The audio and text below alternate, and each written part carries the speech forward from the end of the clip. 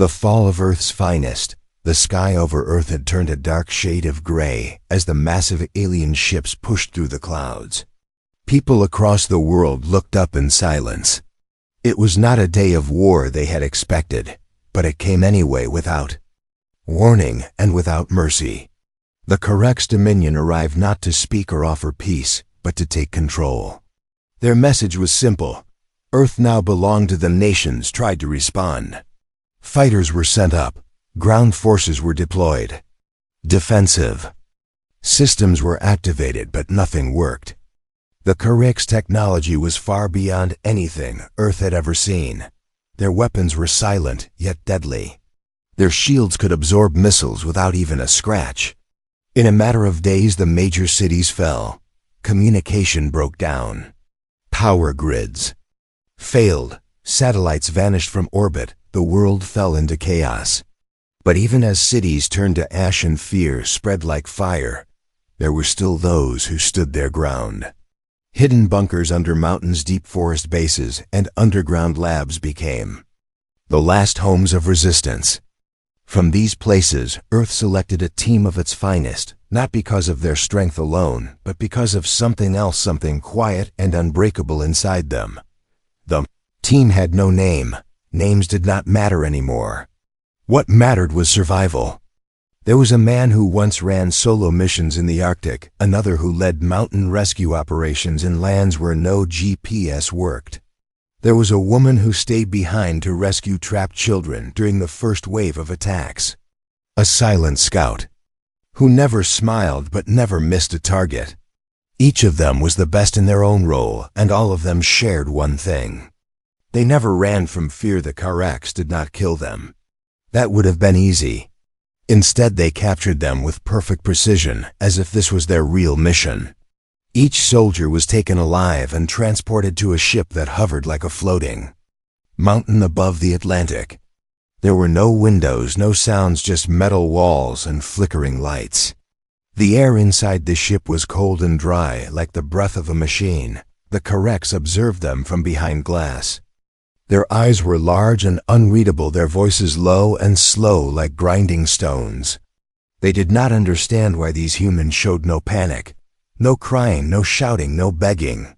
They just stood still, eyes locked forward, bodies calm, breathing steady.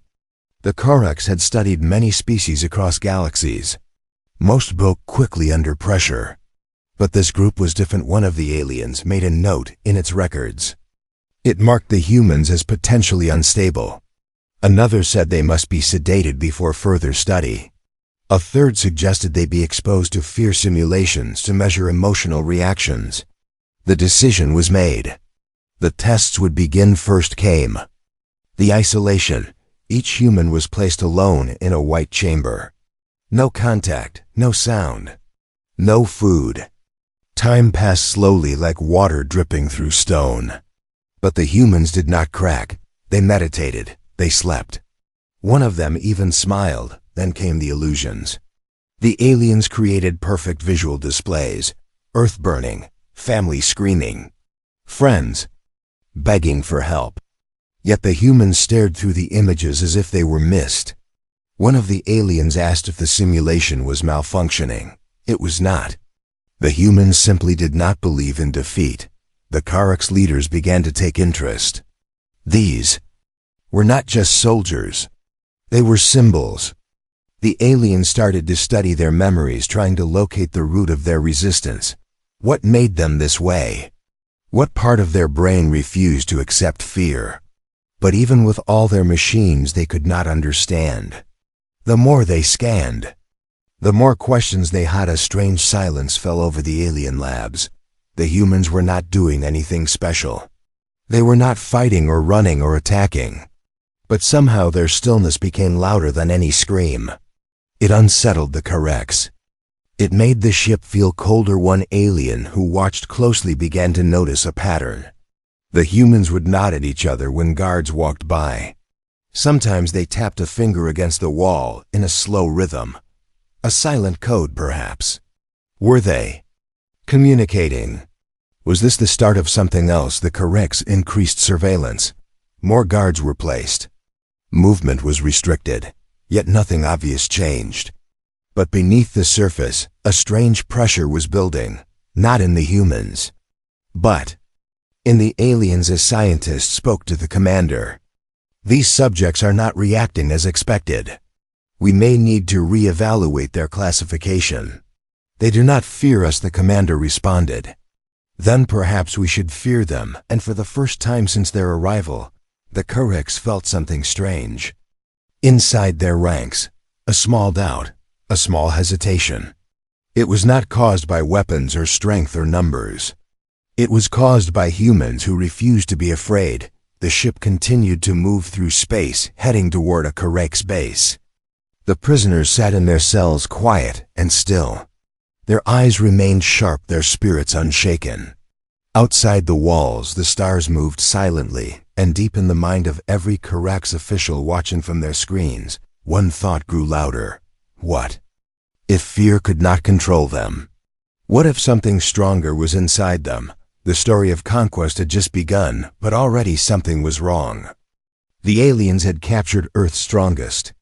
But what they found inside these humans was something they had never faced before, and it terrified them. The cold eyes of resistance. The ship moved through the dark part of space where no stars shined, and no signal escaped. It was a place chosen for isolation, a place where even thoughts seemed to vanish. Inside this massive alien vessel, the captured humans remained locked in metal rooms. Each room had cold walls, hard floors, and a strange hum that never stopped. No clocks, no windows, no sense of time. Yet none of the humans lost their grip. They counted seconds with heartbeats, measured hours by the shift of lights, and never allowed their minds to drift among the group. There was a man named Adam. He never raised his voice and never moved without purpose. The others looked at him not as a leader by title, but a center of calm. When the alien guards passed by, Adam would sit cross-legged on the floor, eyes open, breathing slow. He had scars on his hands, marks of old battles and lessons carved into his skin. The aliens watched him more than the others, trying to find a weakness. They found none. One alien officer stood behind a glass screen, studying every motion. It took notes in a long flowing script, tapping on a device that glowed with green lights. It had observed creatures from many worlds, but never this kind of stillness. The humans were not resisting with violence, yet something in their silence made the air heavy. They showed no panic, no shaking, no signs of emotional collapse. Even after endless isolation, they remained focused, alert, and strangely calm. The aliens decided to increase pressure. They started a new test. Each human was led into a long, narrow room filled with sound. Screams, thunder, burning buildings, all created through perfect simulation. The walls showed images of Earth falling, cities crumbling, people begging for help. It was designed to crush the spirit and create guilt. But the humans walked through the room without slowing down. Their faces did not change. Their eyes did not blink more than normal. They watched but did not react. One guard asked the lead scientist if the simulation was too weak. The scientist replied, "No, this is the strongest fear projection we have ever used." Still, the results were the same. No human broke. The aliens started to argue among themselves. Some wanted to increase pain levels, others wanted to test memory destruction. A few started to suggest that maybe this kind of courage was unnatural. Maybe it was dangerous. A silent alarm rang inside the ship. Not for escape or attack, but for emotional disturbance. It was rare in Kyrex systems. One of the alien technicians had stopped working, collapsed in a hallway, shaking. When asked what happened, he said he had stared too long into one of the humans' eyes through the glass. He said he saw no fear, only judgment, as if the human pitied him. That word pity spread like fire. It was not hate, not rage, not panic, but pity that scared the aliens most. It meant the humans were not only unafraid, they saw themselves as stronger than the ones holding them prisoner.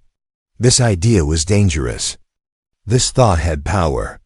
The Kyrex leaders held secret meetings. They discussed removing the humans from the ship. Others said, "No, we must learn what makes them like this." But the longer they stayed, the more tension grew back in the cell block. The humans began to sense the shift. They could not hear the alien words, but they saw the changes. More guards watched them, but with nervous steps. More scientists came, but stood farther from the glass. Something was cracking in the system. The humans did not celebrate. They only adjusted their plan each night. They tapped code into the walls. It was not sound but vibration. 1 tap meant time passed. 2 taps meant safe. 3 taps meant ready. The pattern grew between them without words. They trusted each other. They did not need orders. They only needed purpose in one of the rooms. A woman sat against the wall with eyes closed. The simulation had shown her the fall of her old city, yet she had smiled. Not because she enjoyed pain, but because she remembered the moment she refused to give in. That memory kept her strong. Another man carved shapes into the metal wall using a sharp piece of wire hidden in his boot. He carved a symbol from an old Earth language meaning "stand firm." The guards saw it but did not understand its meaning. But every human who walked by that room looked at it and felt stronger. The Corrects Council on the ship began to speak of fear, not of the humans, but among themselves. They used soft words like concern, observation, and stability, but the truth was clear. The prisoners were affecting the crew.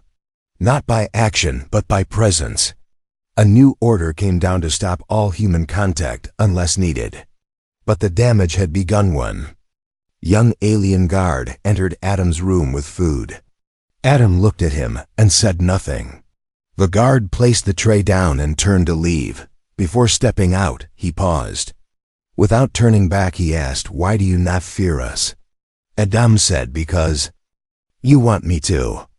That answer stayed with the guard for the rest of his shift. Later, that same guard stood outside another cell and watched a different prisoner doing push-ups in the dim light. No sound, no complaint, just motion and breath. The guard whispered to himself, "They are not like the others. They are not broken. They are waiting." The correct scientists met once more. One of them said, "We are not studying prisoners. We are studying a force we do not understand." Another asked, "What if courage is a kind of weapon?" A third answered, "Then we have captured warriors armed with something more dangerous than fire." The ship floated in the dark corner of space, still silent, still calm. But inside its metal heart, something had begun to move. A slow, quiet shift in power. The humans had not escaped yet. They had not fought back yet. But they had done something far worse. They had made the aliens afraid without touching a weapon, without saying a threat, without raising a hand. The resistance was not in their bodies. It was in their will. It was in their silence. It was in their eyes, and the Corrects had no defense for that spark that scared them. Inside the floating Corrects warship, the lights never changed and the air stayed still, but something beneath the surface had begun to shift. The humans remained locked in their cold cells, yet they were not broken. They were not confused. They were not lost.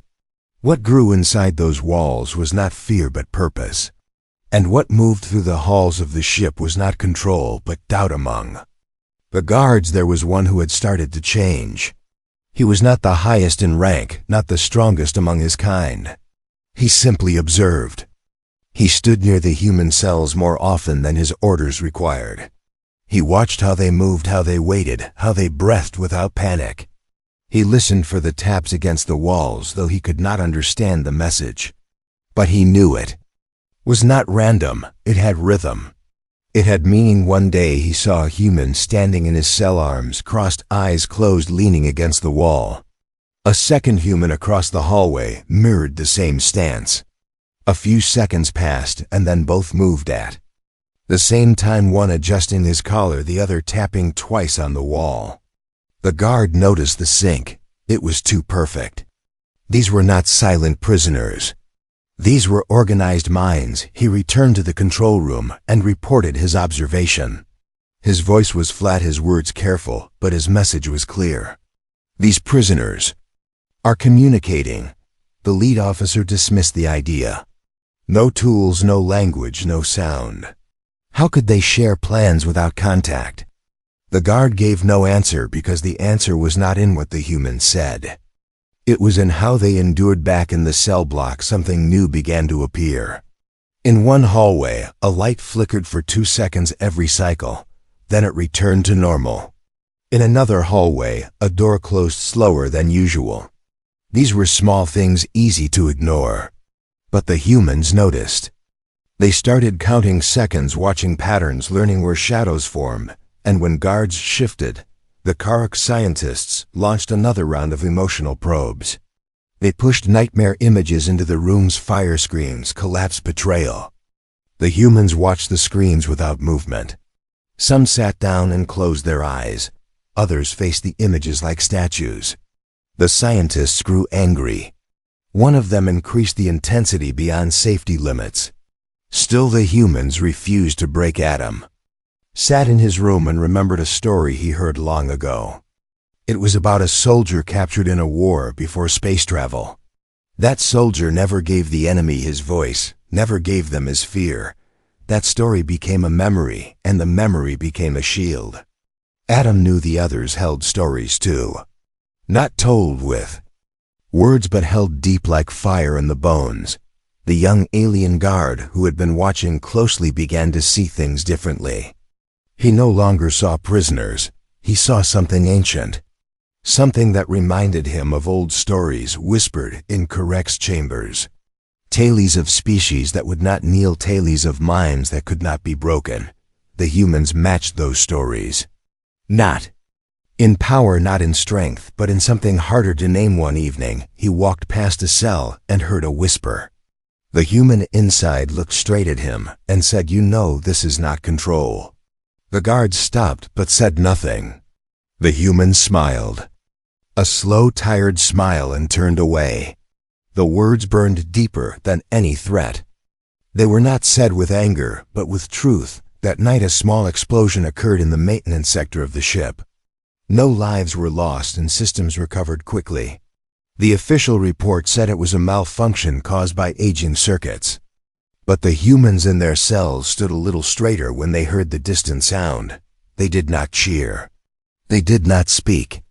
But they knew it was not an accident. The alien command grew nervous. Security teams were doubled. Cells were scanned. Walls were checked for hidden tools. Nothing was found. Yet the air felt wrong. The silence felt heavier. The humans said nothing, but their eyes said more than any voice in the command chamber. One of the scientists suggested removing the prisoners from the ship, send them to a distant base, isolate them in deep cryo. Another argued for full memory erasure. A third said perhaps they should be destroyed. The lead commander rejected all of them. He said, "We brought them here to understand them. If we kill what we fear, then we learn nothing." But even as he spoke, his hands trembled behind his back. Back in the cells, Adam tapped his knuckles against the wall. 3 slow taps, 1 pause, then 2 quick ones. Another tap came from the left. Then, one from above. The pattern was working. The map was forming. They had no paper, no screen, no pen, but they had memory. They had time. They had each other. The young alien guard returned to the same hallway. He walked slower now. His eyes no longer scanned for threats. They searched for signs. The humans watched him. One of them nodded once. The guard did not nod back, but his footsteps grew lighter. His breathing steadied. Something in him had changed. The spark had spread on the lower deck of the ship. Another alien technician left his post early. He claimed to feel sick. When questioned, he said nothing. But cameras later showed him standing still for 20 minutes. Near the human cells, just watching. The resistance was not loud. It did not explode with sound. It grew in silence. It passed through glances and small acts. It hid in stillness. It lived in the way the humans refused to be broken. And deep inside the ship, where orders were written and systems were checked, something new appeared on the security logs. Not an alert, not a danger code. Just a message left by an unknown source. They are not afraid. No one knew who wrote it. No one claimed the words. But every officer who saw that message paused. Every scientist who read it felt something cold behind their neck. The Correct's Dominion had won many battles. They had crushed fleets, torn planets from the sky, silenced empires. But now they faced something different, something they could not measure or control. They had taken Earth's strongest, locked them in steel, surrounded them with weapons, flooded them with fear, but the humans did not bend. They did not ask for mercy. They did not surrender. They planned, and that was the spark that scared them. The cracks in the Empire, the Correct's warship drifted across the cold stretch of space with its engines silent and its crew restless. What once moved like a machine now felt heavy like a sinking stone. Inside its walls, the humans remained behind locked doors, watched by cameras and silent eyes. But the stillness had started to break, not because of noise, but because of pressure. Building from inside. Not from violence, but from belief. The alien commanders held meetings behind thick doors. They spoke in hushed voices about the prisoners. They read reports filled with strange data. The humans were not breaking. They were becoming stronger. They were not falling apart. They were forming something new. This was not expected. This was not part of the design on distant planets under Correct's rule. The effect had begun to spread. Footage leaked from the warship reached other corners of the Dominion. In secret rooms across alien colonies, soldiers watched silent videos of humans standing tall behind cell walls, eyes unshaken, faces calm. The image of control had cracked. The perfect fear the Correct's built was no longer working. One colony on a desert world received the footage through an old smuggler's path. A group of enslaved workers saw it played without sound, just faces looking back through glass with no fear. That image planted something in them. They stopped bowing to their masters. They stopped looking away when punished. Soon the guards noticed and reports were sent back to the capital. Something was wrong. Something was spreading back on the warship. The humans had moved to the next step of their plan. They now had a full map of the cell blocks memorized through taps and signs. They knew when each guard walked past. They knew how long the lights flickered before they dimmed. They knew which walls hummed and which ones clicked. Every detail mattered. They had no tools. They had no weapons. But they had memory. They had timing. They had unity. The young alien guard who had watched them the longest now moved with slower steps. His hands no longer reached for his weapon. When near the cells, he had not told his commanders, but he had started to believe in them. Not with words, not with promises. He simply felt it. These humans were not just prisoners. They were fire under stone. They were wind against steel. He had begun to help without being asked. A hallway camera blinked once. A code sent through the system caused it to freeze for 7 seconds. No report was filed. The guard had not spoken. But the humans in that hallway knew what it meant. They began preparing. One of the humans had hidden a small piece of metal sharp enough to unlock the panel on the wall. Another had stored water from the meal tray to short the sensor on his door. Every action was slow, planned, and visible. They moved. Like stone shifting under the earth, not seen until the mountain cracks in the upper chamber. The lead Correct's commander reviewed the latest emotional stability report. It was worse than before. Half the guards had requested transfer. One officer refused to return to the human block. A science unit was caught sending a personal message back to its home colony, asking if it was wrong to fear what should be helpless. The commander said nothing. He placed the report on the desk and stared at the wall. A quiet thought echoed in his mind. What happens when the cages no longer hold the fear, but the courage at the same time? Another incident happened. A human prisoner was moved to a new cell for testing. The guards tried to separate him from the others. But during the short walk through the hallway, one guard stumbled and fell. The human caught him before he hit the ground. No harm done. But the human had touched the guard, looked him in the eyes, and said, "You do not need to fight us. You only need to choose." The guard said nothing. He stood up and continued the path. But something had broken. That night he removed the safety lock from one of the air vents near the control block. No one saw him, no one stopped him. But the system recorded. The change, and the humans received the signal through vibration in the floor. They were ready. A power shift occurred in the lower engines. Only for 6 seconds. Lights dimmed in 3 corridors. In that moment, 2 doors clicked open, just enough for fingers to reach through. A tap was sent. A breath was held. The humans knew it was time, but they did not run. They did not attack. Yet they simply moved from cell to cell without being seen, checking systems, marking paths, placing small pieces of metal in corners where machines turned. They used the dark not for hiding, but for building. They were shaping something larger than escape. They were shaping a message made not with sound, but with courage. The Correct's command tried to hold the image of control, but it was slipping. Other ships had started to question orders. 1. Fleet sent back questions about Earth. Why was this species still resisting? Why were prisoners still alive? Why were guards requesting to leave? The answers were unclear. The silence was deep in the main chamber. Adam stood in the center of his cell, arms by his side, eyes forward. Across the hallway, another human copied his stance. A line of others followed. In perfect timing, all of them moved together, 1 step forward, 1 breath out, 1 hand raised. The cameras caught it, 1 single synchronized movement across all cell. Words no sound, only unity. The lead scientist screamed to cut power to the blocks. The commander shouted to flood the rooms with gas, but the systems did not respond. Someone had blocked access.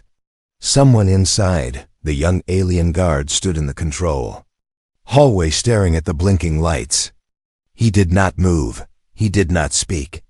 He had chosen. The humans were no longer just prisoners. They were no longer just soldiers. They were the storm that had entered the correct ship, without sound, without fire, without force. They were the idea that could not be caged, and now the cracks had become clear. The fire that couldn't be caged, darkness, flowed through the Correct's warship, not from damage or failure, but from silence and fear. Lights blinked across control boards with no answers. Signals reached the command deck with no response. The humans remained behind thick walls, yet somehow the entire ship trembled with the weight of their presence. The alien officers moved through the corridors slower now, their footsteps unsure, their voices lower. Fear no longer belonged to the prisoners. It had moved through steel and shadow into the minds of the ones who believed they held power inside the cells. The humans stood calm and ready. They had waited for this moment, not for escape, but for purpose. They had never shouted, never begged, never lost hope. They had studied the walls, watched the lights, counted the footsteps, and now every part of the ship was a part of their plan. They did not want chaos. They wanted message. They wanted the Corrects to feel what it meant to face humans who refused to bow. Adam stepped forward from his place in the center. The others followed him one by one, without sound, without signal. They moved with quiet steps, not toward the exit, but toward the control core hidden deep within the ship's systems. The path had been marked long before, through taps on the floor and marks left behind walls. They passed through vents, lowered through ducts, unlocked by pieces of stolen metal hidden for weeks inside boots and trays. They reached the core without being seen. Not because they were invisible, but because someone had cleared the way. The young alien guard now stood in silence near the last door. His eyes did not show fear. They showed choice.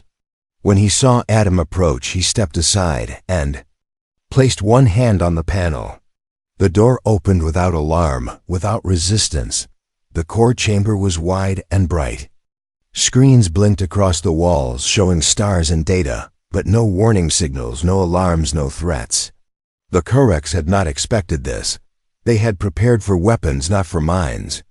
They had prepared for enemies, not for ideas. Now those ideas stood in front of their heart, ready to speak. Adam looked at the control table and placed both hands on it. He did not press any buttons. He simply stood and waited. The other humans took their places beside him. They did not touch weapons or destroy systems. They only stood and looked into the central camera. The correct's command chamber received the feed seconds later. Officers stared at the screen in silence. The image showed the humans standing in the core, calm and quiet. No weapons in hand, no systems. Failing. One officer whispered, "How did they get there?" Another asked who let them in. The lead commander gave no orders. He stared at the screen and saw not danger, but defeat. Adam raised his hand slowly and spoke. His voice was not loud, but it filled the room. He said, "We do not want to destroy you. We do not want revenge. We want you to understand. You came to conquer us. You used fear. You used pain. But none of it worked. Not because we are stronger. Not because we are smarter. Because we choose something you never understood. We choose courage." The camera feed spread through the ship. Every crew member watched.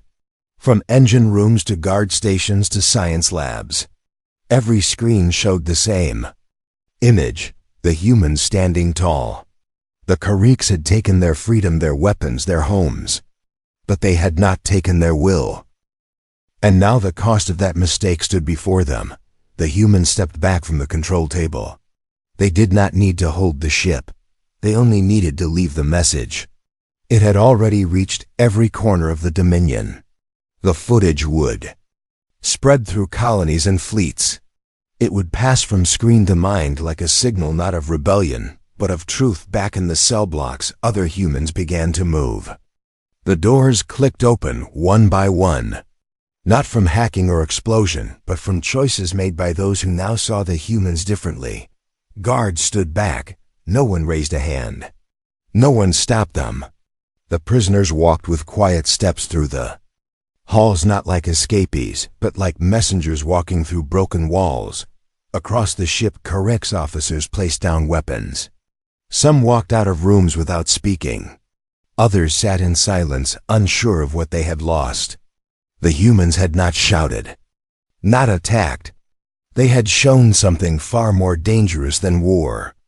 They had shown what it meant to be free. Even in chains, a small ship was brought to the lower hangar. Its lights blinked soft and steady. The same alien guard who had watched them for days now waited beside it. He said nothing. He only nodded once. The humans boarded with quiet steps. Adam paused at the door and looked back at the ship. He knew what it meant now. The prison had become a mirror. It had shown the enemy not who humans were, but who they could never become. The ship left without being chased. The Kariks' vessels nearby received the command to stand down. No attack followed. No voice spoke. Only silence remained in the halls, where fear once ruled. And that silence spoke louder than any threat. Back on Earth, the sky was still dark in places, and many cities still stood in ruins. But signals came from the stars. Messages from colonies that had broken free. Reports of Correct's commanders surrendering not to guns, but to the weight of what they had seen. Humanity had not won with power. It had won with presence. The ones who had been captured returned home not as soldiers, not as warriors, but as symbols. They spoke not of torture or pain. They spoke of stillness, of courage, of the power that lives in those who refuse to give fear what it wants. Years later, the story of what happened on that warship was told not in textbooks or screens, but in quiet voices passed through generations. They said the Kariks captured Earth's strongest. They tried to crush their spirit. They tried to learn their weakness. But they found something else. They found humans who did not kneel. Humans who did not cry. Humans who planned in silence and stood with purpose. They found courage, and in the end, it was not Earth that broke. It was the conquerors, the end.